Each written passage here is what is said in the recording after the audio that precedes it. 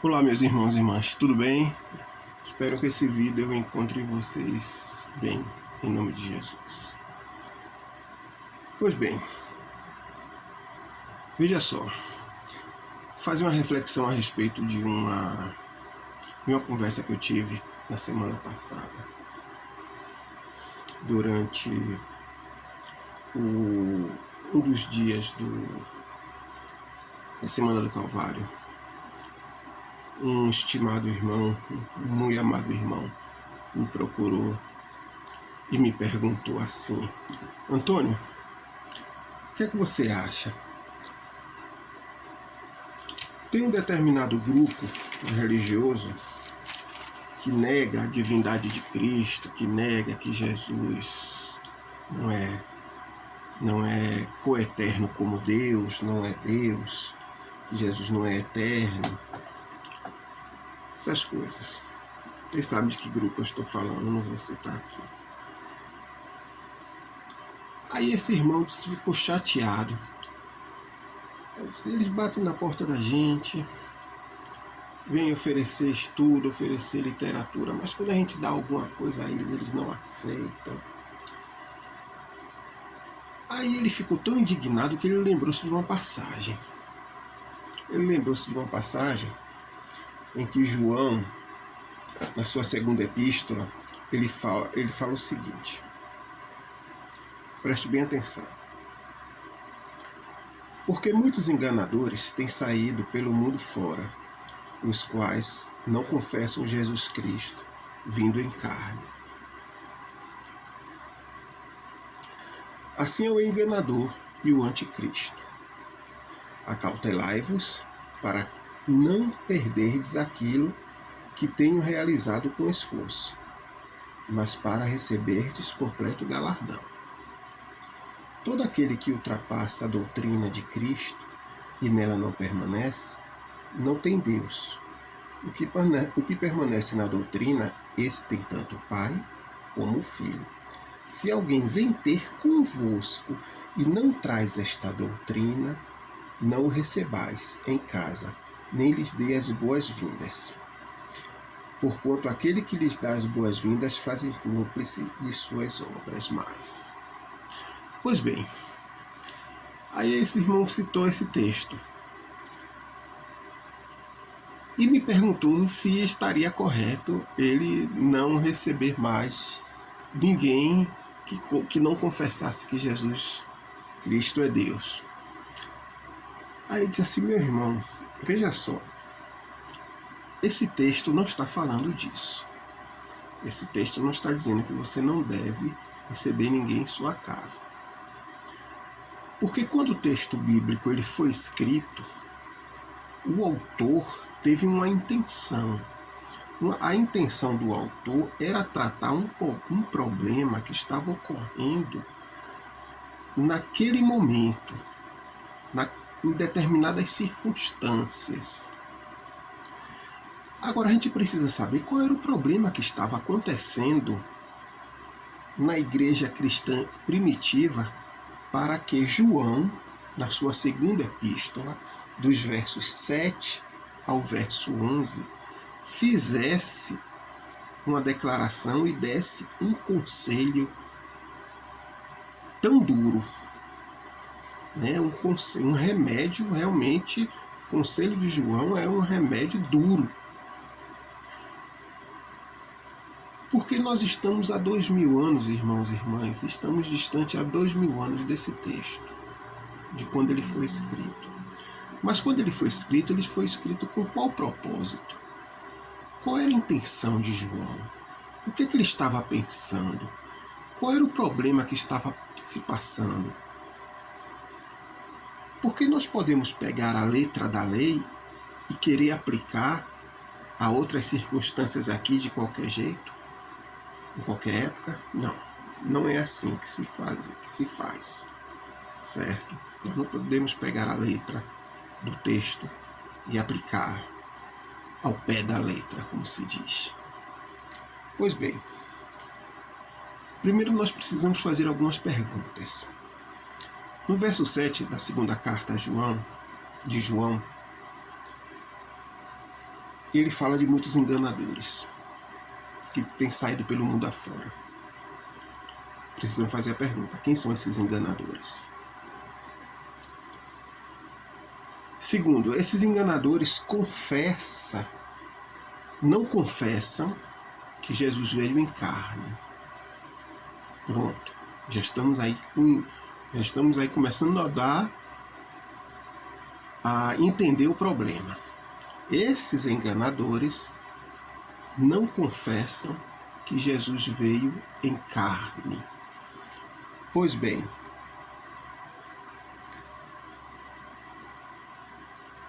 e aí João diz o seguinte: acautelai-vos, ou seja, tenham cuidado, vigiem, orem, certo?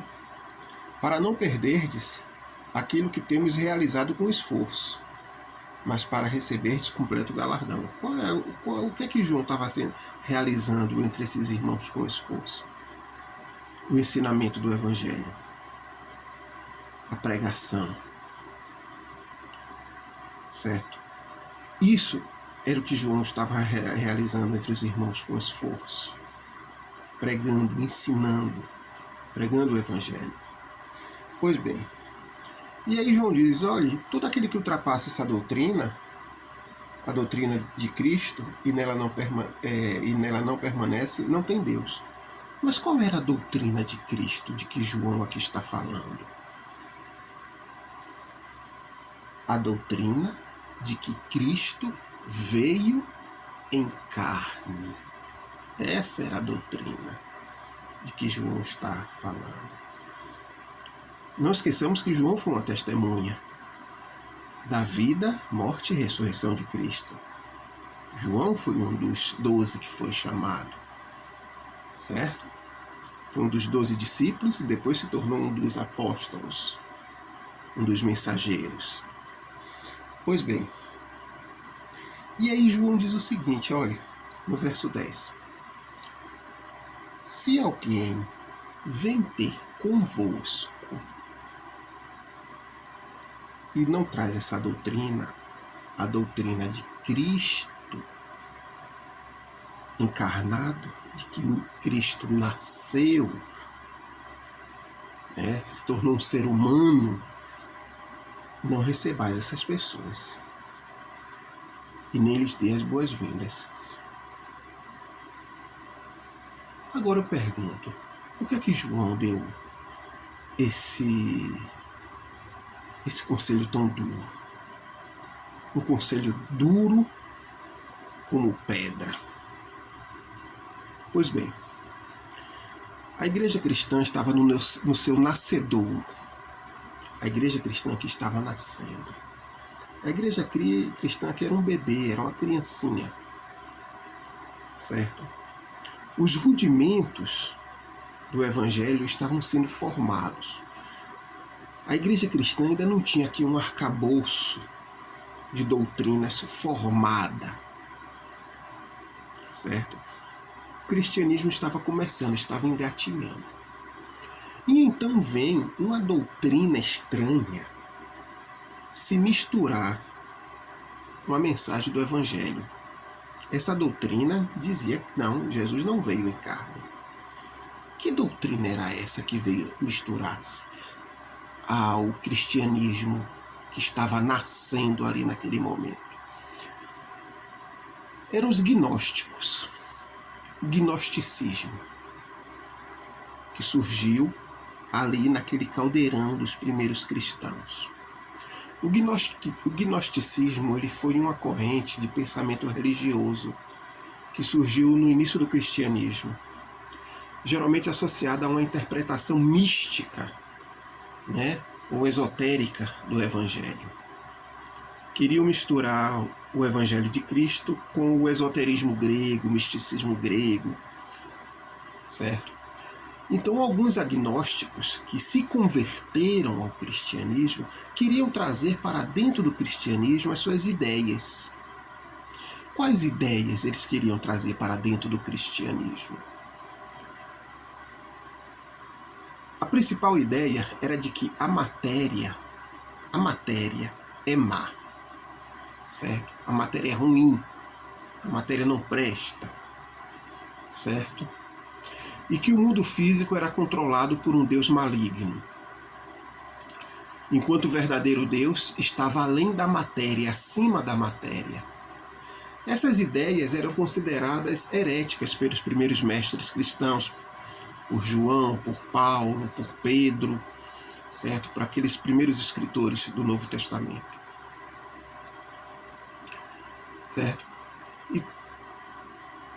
Então essas ideias eram consideradas heréticas porque elas eram uma ameaça à doutrina central da salvação.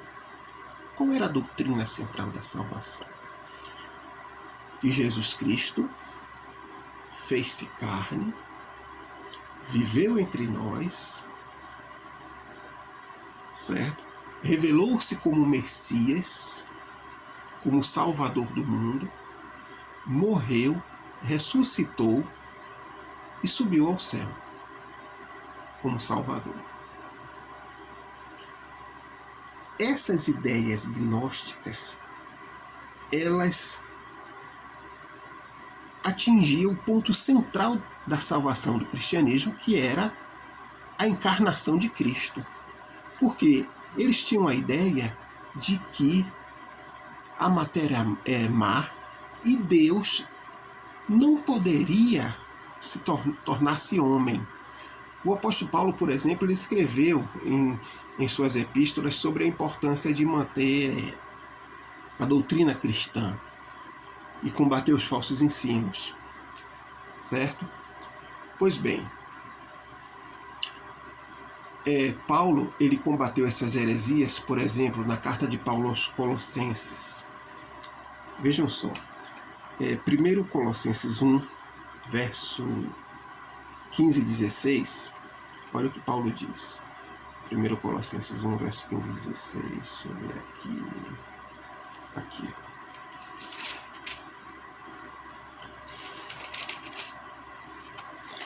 Diz o seguinte, o texto diz o seguinte, vou ler para vocês a partir do verso 13. Ele começa assim, ó. Ele, Jesus Cristo, nos libertou do império das trevas e nos transportou para o reino do Filho do seu amor, no qual temos a redenção, a remissão dos pecados. E então Paulo continua. Este quem? Jesus, que nos remiu, que nos libertou, que nos transportou para o reino do seu amor.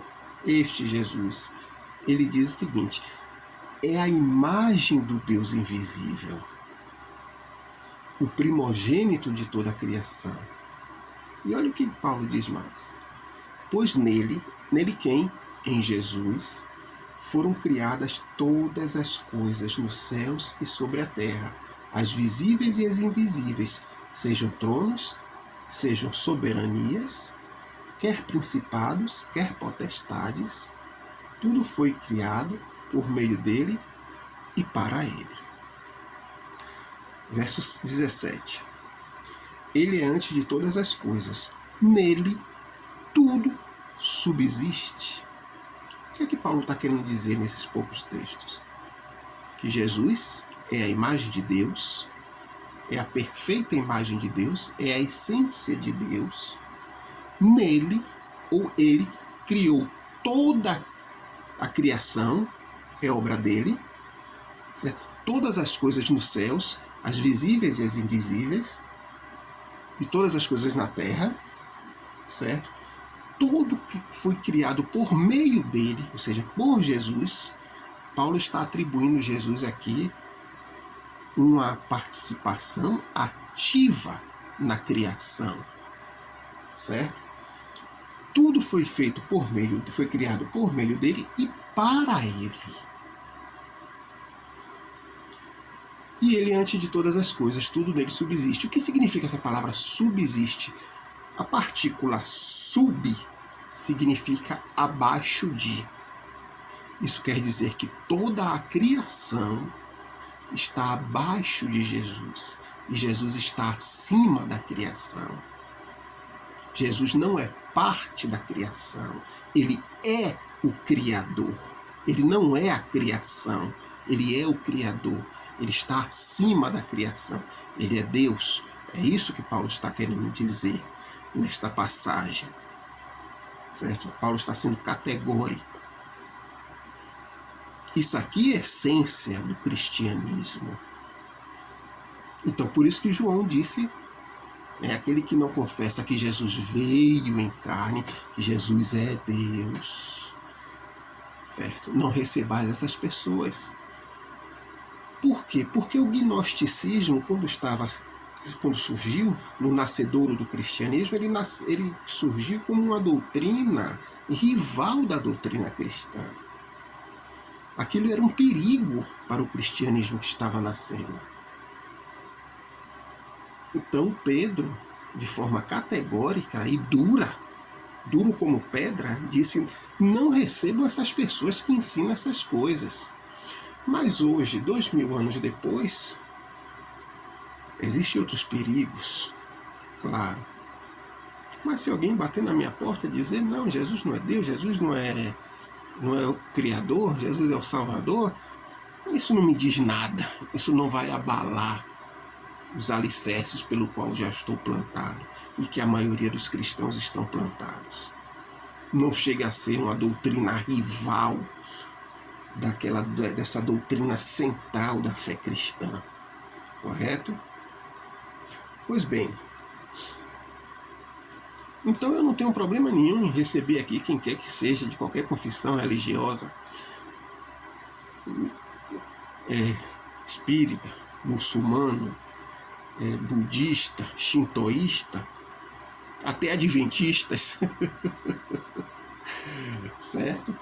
Recebe qualquer pessoa sem problema nenhum, certo? E vocês também podem receber em suas casas qualquer pessoa, ouvir, certo? E falar para essas pessoas a razão da sua fé. Então não tem problema nenhum. Então aqui nós não podemos nos furtar a receber as pessoas alegando um ensinamento bíblico, dizendo que a Bíblia não porque a pessoa pensa diferente, porque a pessoa tem uma doutrina diferente, nós não podemos recebê-la em nossas casas. Se for assim, eu não receberia parentes que são espíritas, parentes que são do candomblé na minha casa. Isso não faz sentido hoje. Esse ensinamento, como ele foi ensinado naqueles dias, que foi um remédio duro para preservar a sã doutrina, isso foi um remédio duro naqueles dias, para anular a influência do gnosticismo. O gnosticismo que ensinava que Jesus, veja só, vou dizer mais uma coisa para vocês aqui. A primeira epístola de João, deixa eu ver aqui, primeira carta de João, João capítulo 1, verso de 1 a 4. 1 João, desculpe. 1 João capítulo 1, de 1 a 4. Primeiro capítulo de João, verso 1, verso 4. Primeiro capítulo não, desculpe. Primeira epístola. Olha só.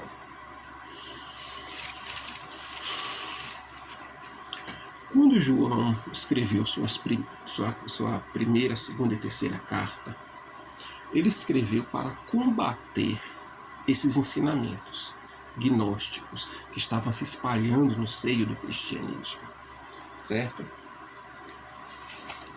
E João, ele no verso 1 da primeira carta de João, no capítulo 1, do verso 1 ao verso 4, ele diz o seguinte: olha o que João está dizendo.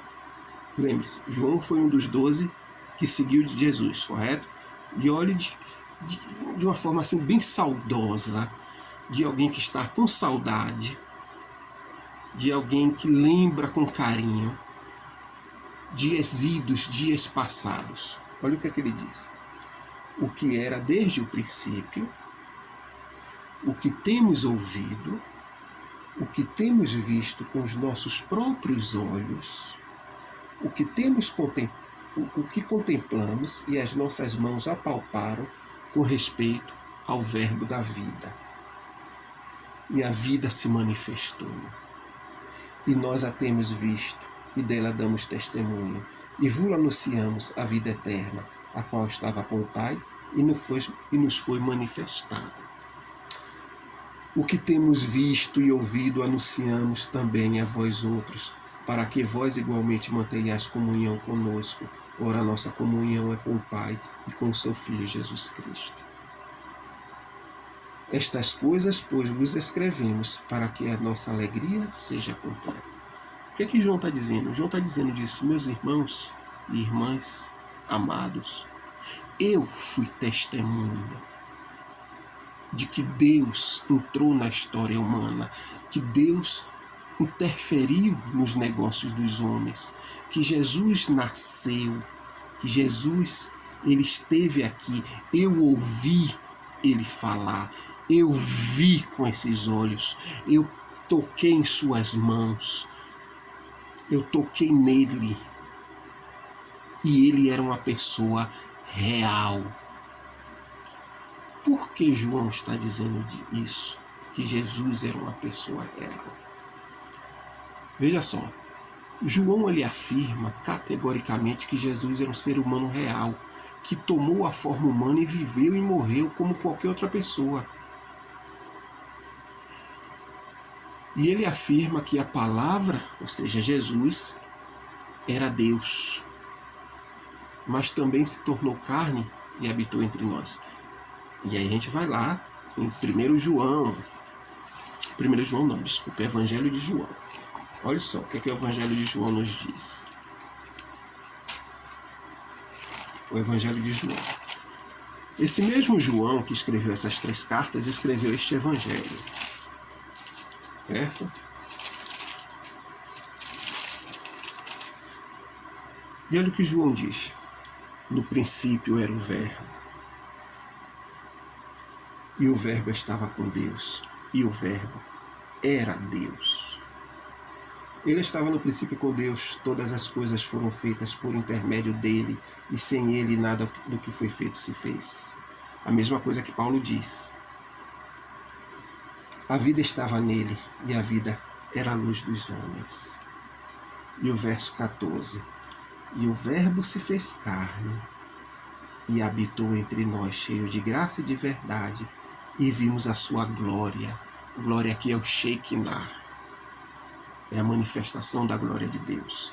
A glória de Deus se manifestou na pessoa de Jesus Cristo. E vimos a sua glória, a glória como unigênito do Pai. Pois bem, então vejam só. Então João, Paulo, ele escreve as suas ideias para combater o gnosticismo. Ele escreve essas doutrinas, ele deixa essas doutrinas escritas para combater o gnosticismo. Por quê? Porque o gnosticismo, novamente, dizia que a matéria era má e que Deus não poderia entrar na matéria, não poderia se tornar um ser humano de carne e osso, certo? Não podia se tornar um homem de carne e osso. Deixa eu ver aqui rapidinho.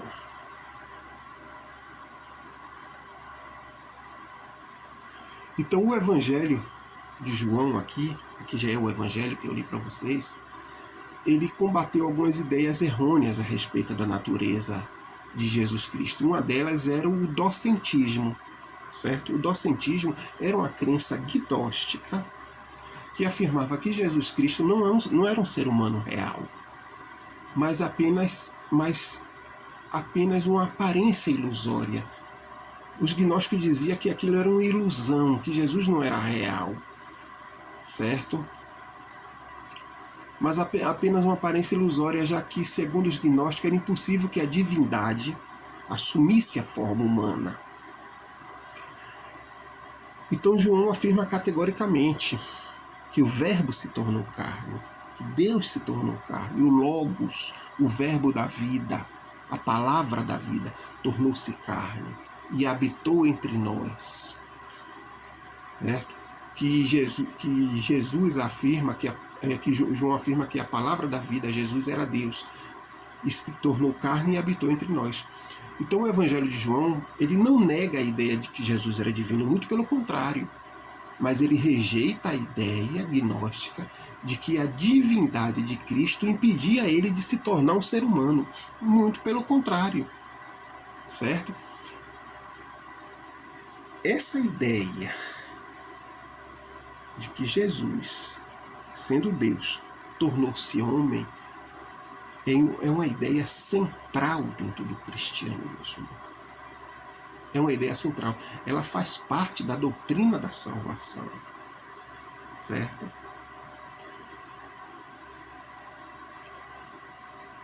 E essa ideia central, ela afirma categoricamente que Jesus Cristo, era plenamente Deus e plenamente homem. Certo? Plenamente Deus e plenamente homem. Um ser humano divino. Um ser único no universo. Único da sua espécie. Certo? A escritora dos Adventistas, Ellen White, ela diz o seguinte. Ela diz que quando Jesus tomou a natureza humana, tomou a forma humana, ele o fez por toda a eternidade. Por toda a eternidade, Deus tomou a forma humana e vai ser homem, plenamente Deus, por toda a eternidade, para salvar o ser humano. Portanto, meus irmãos e amigos, foi por causa do gnosticismo que estava ameaçando essa doutrina, no nascedouro da igreja, que João disse que os cristãos daqueles dias não deveriam receber os pregadores gnósticos, porque eles eram uma ameaça ao cristianismo que estava nascendo ali. Então não tem problema não, vocês podem receber seus parentes que são de outras denominações, vocês podem receber seus parentes espíritas, seus parentes que são de outras fés, né? Budistas, espíritas, shintoístas, não tem problema nenhum. Vocês podem recebê-los, ouçam o que eles têm a dizer e dê testemunho da sua vida para eles. Muito obrigado pela atenção. Que Deus os abençoe. Amém.